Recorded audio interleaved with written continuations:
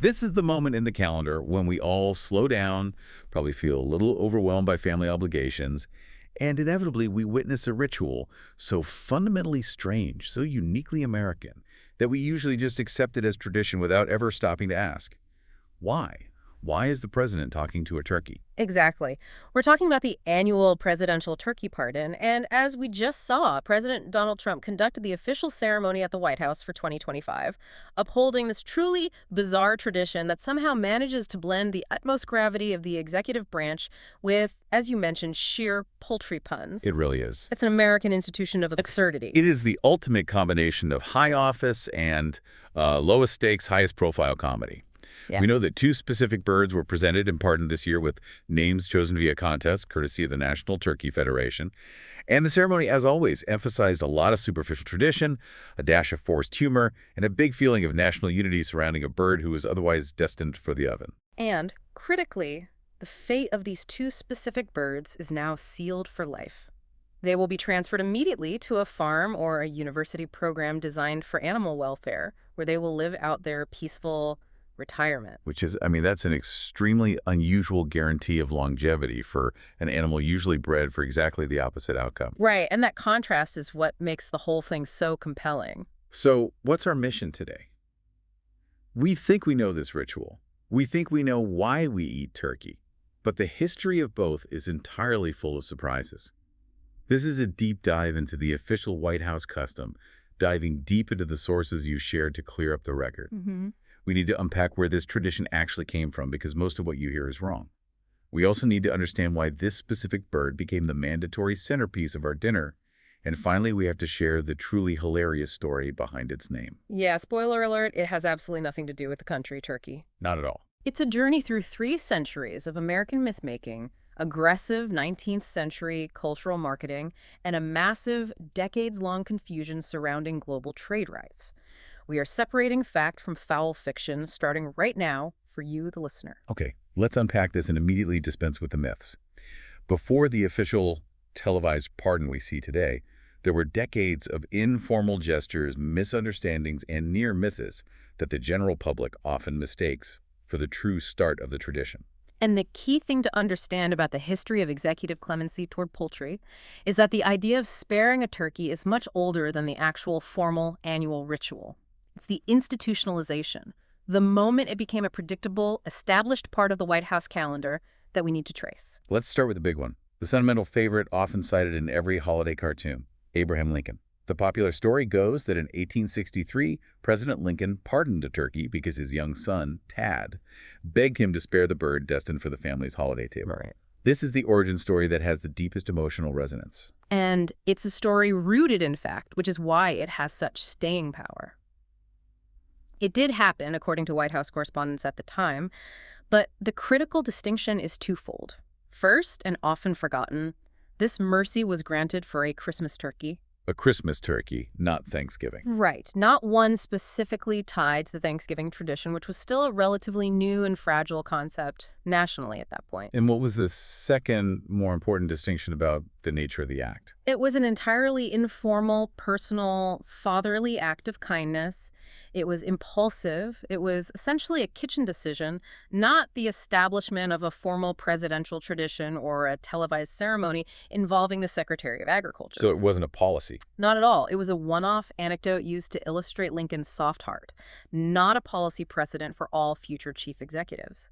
If Lincoln hadn't had a young son with a penchant for pets, that story simply wouldn't exist. So it speaks beautifully to Lincoln's character, especially during the hardship of the Civil War, but it doesn't establish the modern ritual. Yeah. It was a reprieve born of paternal affection, not executive tradition. Exactly.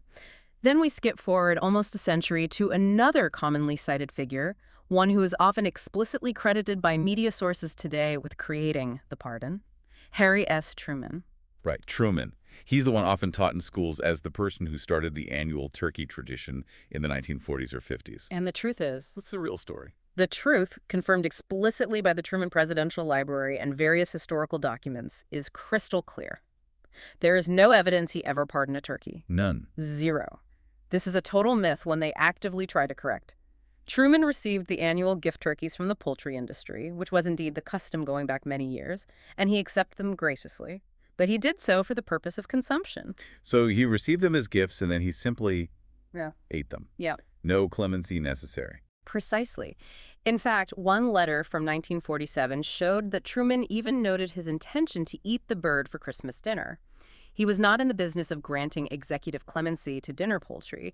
He was simply accepting a gift that was part of the annual exchange between the White House and the farming industry. So it's a classic case of retroactive history, where people assume the tradition they know today must have been the same way decades ago. That's it, exactly. Okay, so if it wasn't the Civil War or the post-war era, where does the concept of the official reprieve begin to take shape? Where do we see a president publicly hesitate? That takes us to 1963 and the first true near miss of a modern reprieve, courtesy of President John F. Kennedy. He received his annual bird that year, and the sources note it was a particularly imposing specimen. Crucially, it had a tag tied to its leg that was quite pointed, a little bit of dark humor from the industry. Uh-oh, what did it say? It read, "Good eating, Mr. President." Wow. A bit blunt, certainly, especially considering the gravity of the office and the era. Kennedy, perhaps sensing the potential awkwardness, reportedly looked at the bird, considered the implications of the tag, and responded simply and spontaneously, "We'll just let this one go. Let's just keep him going." Just an off-the-cuff decision. Exactly. He had a change of heart right there on the spot. The media present at the time immediately jumped on this, and they were the ones who coined the description of the act as a reprieve. That word reprieve is the Yeah. key distinction that we need to emphasize. What's the legal or cultural weight difference between a reprieve and the pardon we see today? Well, a reprieve is fundamentally a temporary delay. In a legal sense, it's a postponement of a scheduled punishment, or, in this case, the scheduled fate. It's an act of mercy, an impulse, a stay of execution. But it's not permanent. Right. It carries no weight of permanence or forgiveness. Kennedy's action was a temporary deferral of the bird's destiny. It was definitely not yet an official, established, or formalized annual pardon ritual. So Kennedy's action was an impulsive act of grace, but it didn't create a requirement for the next year. It just planted the seed in the public imagination that sometimes the president spares the bird. Exactly. The action was noted, but the tradition wasn't born. For the next major symbolic step, the introduction of the word that matters, we have to leap forward to the 1980s, right in the middle of a massive political firestorm. Okay, Reagan in 1987. This is where the word pardon enters the conversation, but not for the reason most people assume. Not at all. The context here is everything, and it perfectly illustrates how sometimes great traditions are born out of great political inconvenience. President Ronald Reagan was at a White House press conference, and reporters were intensely pressing him about a deeply sensitive topic. The Iran-Contra. The Iran-Contra pardons, yes. The political pressure was immense, and he was being grilled relentlessly about executive clemency for major political figures. He was desperately trying to pivot away from a deeply serious, legally charged topic. He needed an immediate humorous distraction. So, in a stroke of political genius, he used the ceremonial gift turkey standing nearby to deflect the heat. He turned the conversation away from political clemency and toward poultry, humorously offering the bird a pardon. That's fascinating. The very first time the word pardon was publicly used in that setting, it wasn't a genuine, intentional ceremony. It was a pure political maneuver. A joke. A joke designed to sidestep a massive presidential scandal. Precisely. It was a rhetorical shield. He was asked, "Will you pardon this aide?" And he responded, in effect, "I'm not talking about that, but here, I'll pardon this turkey." This was symbolically important because it connected the ritualized act of sparing the bird with the formal language of presidential power, even if it was delivered as a joke. But still, it was not the start of the formal annual tradition. Not yet. So we have the Lincoln myth, the Truman lie, the Kennedy reprieve, and the Reagan joke. That takes us to the person who truly made it official, George H.W. Bush. The elder Bush. In 1989, he walked into a room and took all these disparate threads, the informal reprieve, the press joke, the existing custom of receiving a gift bird, and turned them into institutional reality. He formalized the novelty. How did he establish it so definitively? George H.W. Bush formally institutionalized the modern turkey pardon ceremony. What he did differently was twofold. He committed to making it an annual scheduled event, and he used unambiguous language that turned the joke into a commitment. He didn't hedge. No. He was presented with the bird, and he was asked about its fate, to which he made a defining declaration that established the ritual we recognize today. What was a specific game-changing quote? He declared, in that famous moment, he's granted a presidential pardon, and will not end up on anyone's dinner table. So he used the word pardon definitively and then attached a permanent commitment, not just a reprieve, but a promise of retirement. Yes. The moment he spoke those words, it was no longer a joke or a reprieve. It was an official application of executive power, however ceremonial, and it gave the press and the public a new expectation for every Thanksgiving moving forward. That is the significance. From that moment in 1989, the turkey pardon became the annual official White House ritual. It was enshrined in tradition, not by some mythical anecdote from the 1860s, but by a conscious decision just 35 years ago to formalize a novelty. Exactly. You, the listener, have watched this tradition evolve over your lifetime. Since 1989, this tradition hasn't just continued. It has evolved rapidly from a simple, short act into a full-blown media spectacle that grows grander, more self-aware, and often more ridiculous every year. Absolutely. Think about the expansion of the pomp and circumstance. Starting in the 1990s onward, the ritual just exploded. The turkeys began receiving official, often goofy names chosen by the public. They are flown first class to Washington, D.C., and they are granted elaborate hotel stays, often at the Willard Hotel, where they are pampered and held in state before their big moment on the White House lawn. It's essentially a state visit for a bird that is moments away from an executive action saving its life. I love how the names themselves become a viral moment, generating online buzz before the event even starts. Oh, yeah. And the whole ceremony became highly standardized by the 2000s, turning into a well-oiled machine managed jointly by the White House staff and the National Turkey Federation.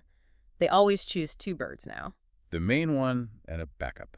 A main turkey who receives the pardon and an alternate standing by just in case the main bird is uncooperative decides to relieve itself on the podium, or simply panics under the bright lights.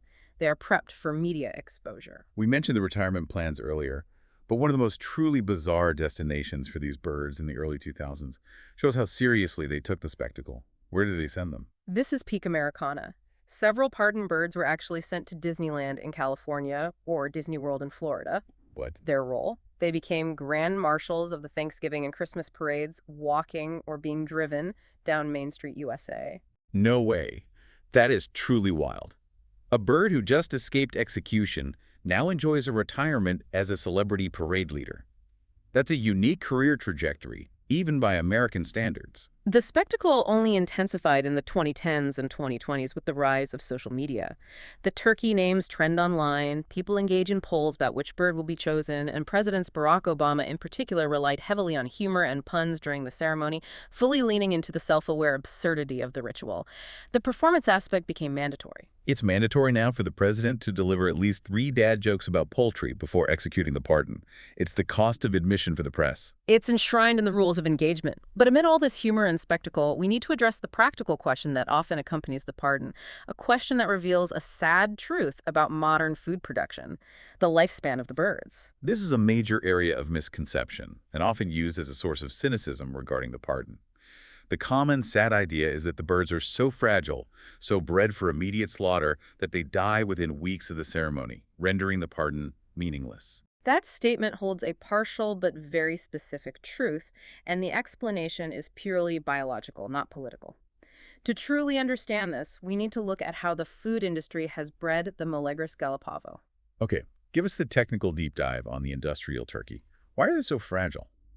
Well, the reality is that industrial turkeys are selectively bred for extremely fast growth and massive breast muscle size. The entire goal of modern farming is to maximize meat production in the shortest possible window, typically about 18 to 22 weeks.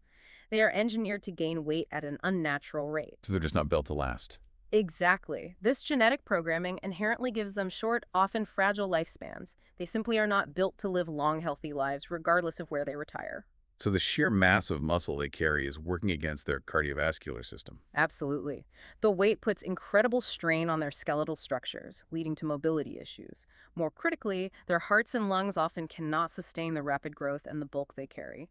Conditions like cardiomyopathy or heart failure are common. So historically, a lot of them didn't live very long after the pardon. Right. Historically, many pardoned turkeys, even when retired to a sanctuary, survived only a few months to a year, a consequence of their genetic makeup. That puts the pardon in a harsh light, even if the intention is good. Can you give us some specific examples of this, a biological certainty? Certainly.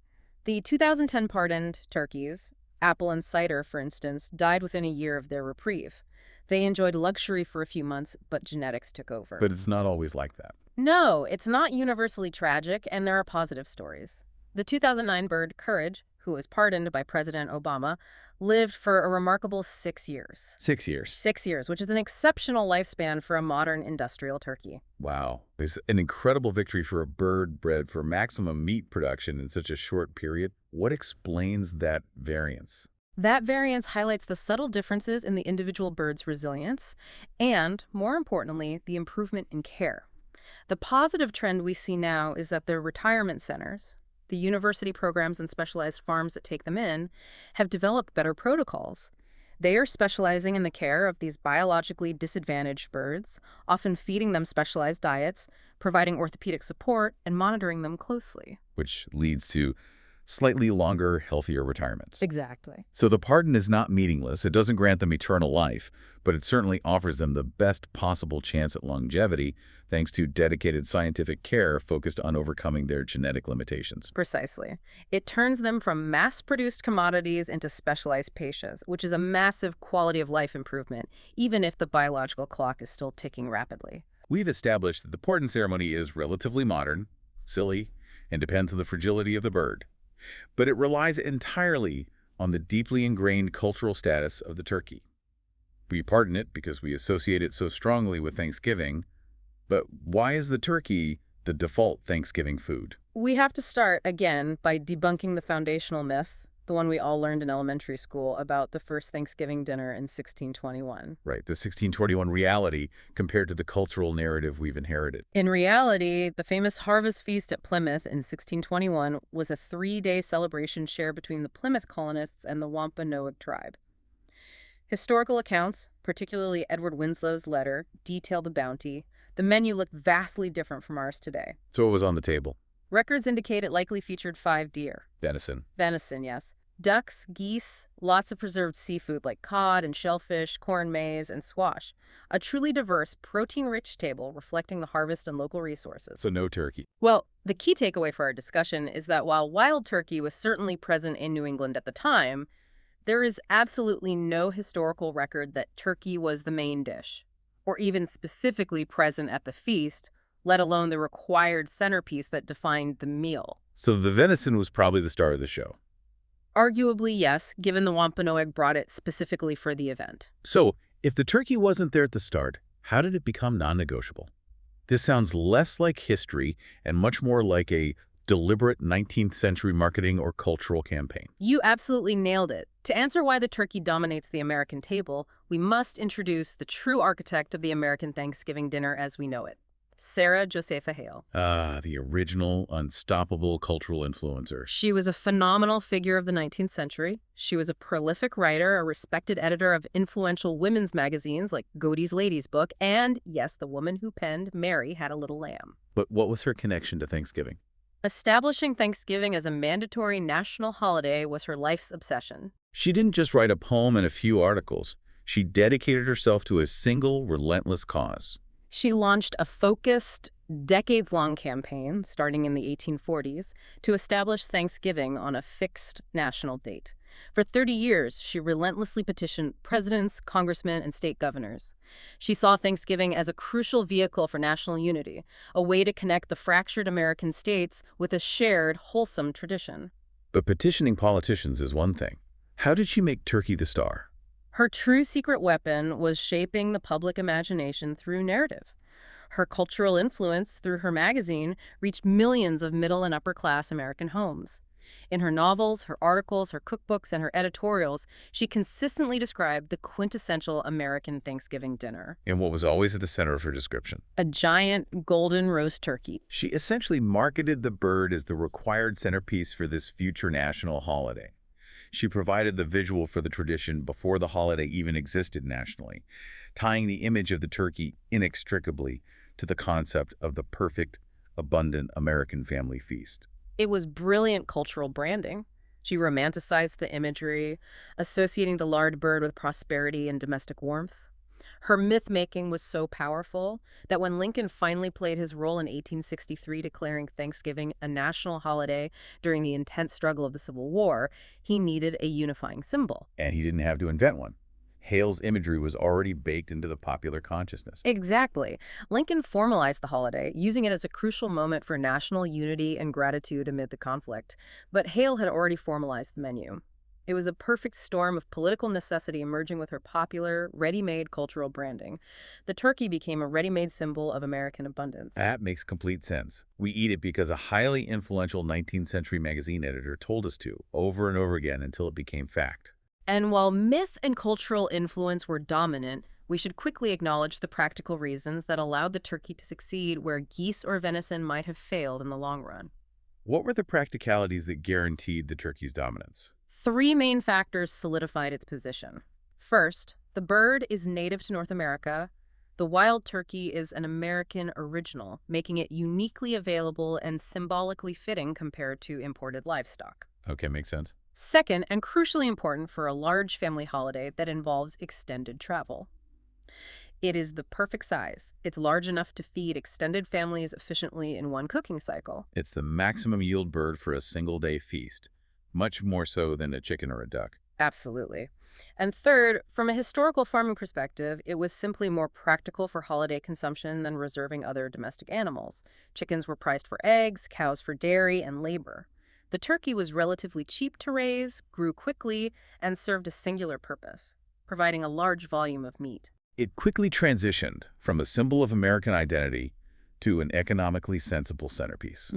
Okay, we've solved why we eat it and why we pardon it, thanks to Lincoln's son, Reagan's deflection, and Sarah Joseph Hale's relentless mailing campaign. Now for my favorite section, because this is where the confusion goes global. If the turkey is uniquely American, native only to North America, why in the world is it called turkey? This is a truly delightful story, a testament to how easily global commerce and linguistic error can combine to create a lasting historical joke. It is a tale of mistaken identity that spans continents and centuries. Let's start with the bird itself. Meleagris gallopavo, native only to the Americas. So the name had to be assigned by Europeans who encountered it later. Correct. But to understand the mistake, we need to look at what Europeans were consuming before Columbus brought the American bird back across the Atlantic. What was the predecessor poultry? Before the introduction of the massive American turkey, Europeans were already importing a different bird, the guinea fowl. This fowl is geographically native to West and East Africa. It looks somewhat similar to a turkey, though much smaller and darker. So an African bird being eaten in Europe. Where does Turkey, the country, come into the equation? Here is the linguistic link. These African guinea fowl did not arrive in Europe directly from Africa. They arrived in European markets, places like England, France, and Italy, via long, complex Ottoman-Turkish trade routes that dominated the Mediterranean. The traders delivering the birds to European ports were often Turkish merchants, or at least they were associated with the Ottoman Empire's trading network. So the Europeans didn't name the bird after its origin, Africa, or its species. They named it after the powerful, well-known merchants who delivered it to their docks. Exactly right. Europeans called the imported guinea fowl various names that associated the bird with its point of successful transit rather than its point of origin.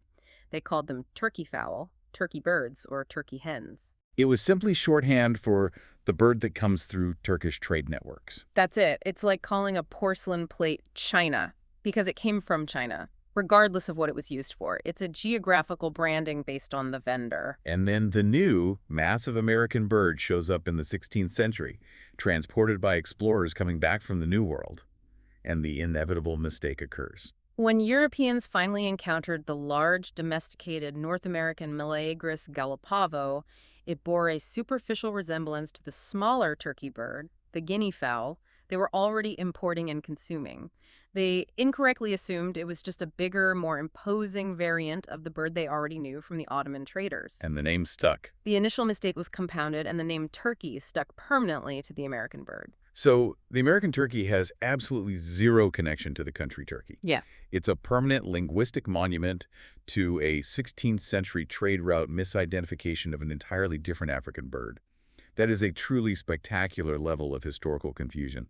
And that, my friend, is only half the fun.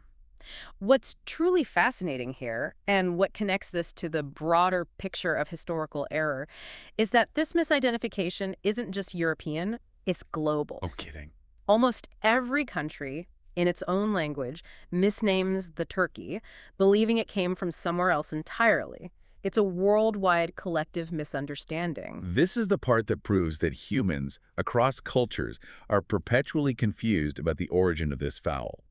Give us the rundown on the global comedy of errors. Okay, let's start with the country we just implicated, Turkey itself. Since they obviously didn't think the bird was from their country, what do they call the American bird? They call it Hindi, which literally translates to the Indian bird. So the Turks think it came from India.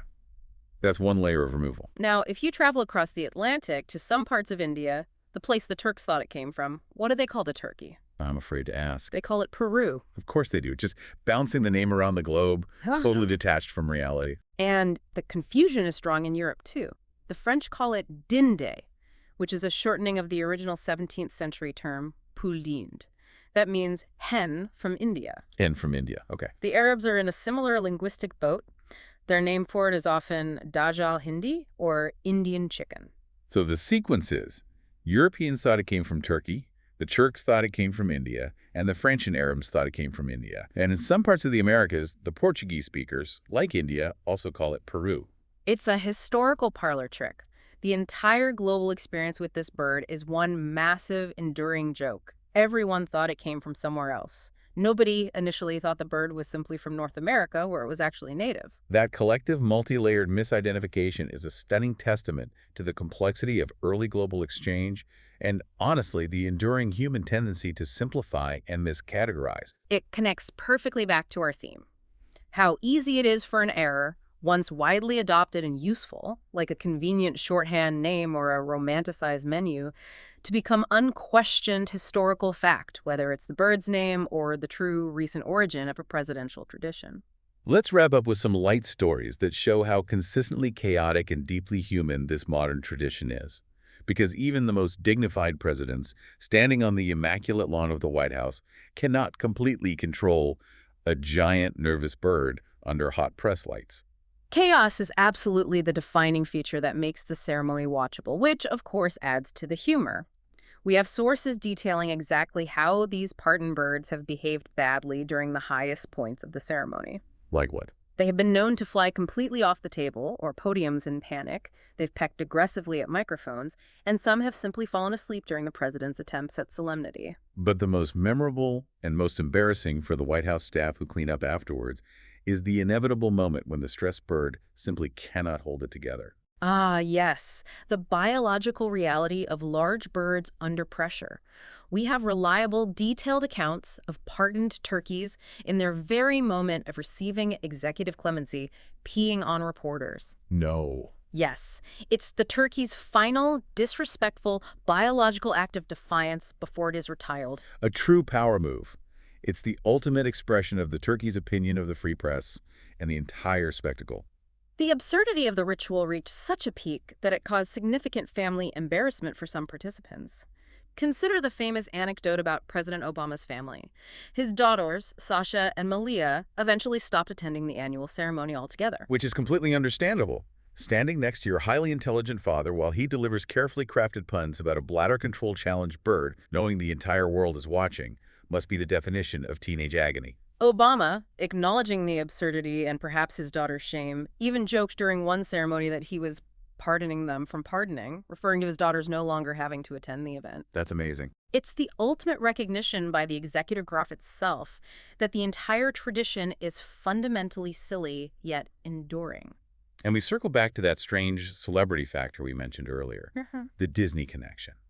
The fact that the ultimate destination for some of these birds was being flown, presumably first class, to Disneyland or Disney World to serve as grand marshals, shows the incredible level of cultural saturation this ritual has achieved. The pardon immediately elevates a farm animal into a short-lived celebrity. It's the full circle of American aspiration. From farm bird destined for the table, to White House political prop, to genuine parade grand marshal, all thanks to a formal tradition that has only existed since 1989. It takes a lot of cultural infrastructure to make that happen. This has been a truly comprehensive deep dive. Let's do a quick recap of the 3 biggest takeaways for you, the listener, the next time you hear the news hook about the annual turkey pardon. Okay, takeaway number one. The presidential turkey pardon is barely 35 years old. It was formalized by George H.W. Bush in 1989, turning a decades-old series of informal reprieves and political jokes, like Reagan's Iran-Contra deflection, into an official annual tradition. It is entirely a creature of late 20th century political convenience. Takeaway number 2. Turkey is the mandatory Thanksgiving dinner centerpiece, thanks not to 17th century historical reality, it wasn't the star of the first feast, but entirely to the persistent, aggressive 19th century cultural marketing campaign waged by the writer and editor Sarah Josepha Hale, who tied the bird's image to national unity. And takeaway number 3. The bird's name, turkey, is a lasting monument to confused 16th century European trade routes. It was named after African guinea fowl that were imported via Ottoman merchants, a profound misnomer that caused global confusion, leading the Turks themselves to believe the bird came from India. The history of this ritual is a perfect microcosm of American culture. We take something old, mythologize it heavily, formalize it recently, and center it around a completely misnamed animal. And then we watch the president offer it executive clemency while reporters try to dodge its bodily functions. And that leads to our final provocative thought for you to carry forward.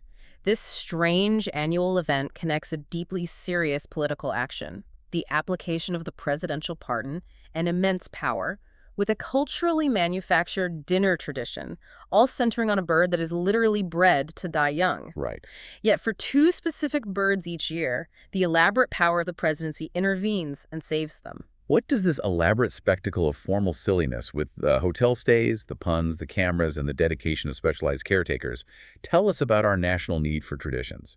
It highlights how deeply we crave these annual anchors of shared experience, however strange or historically inaccurate they might be, and how far we will go to invest meaning into a spontaneous, silly act. We'll leave you with that thought.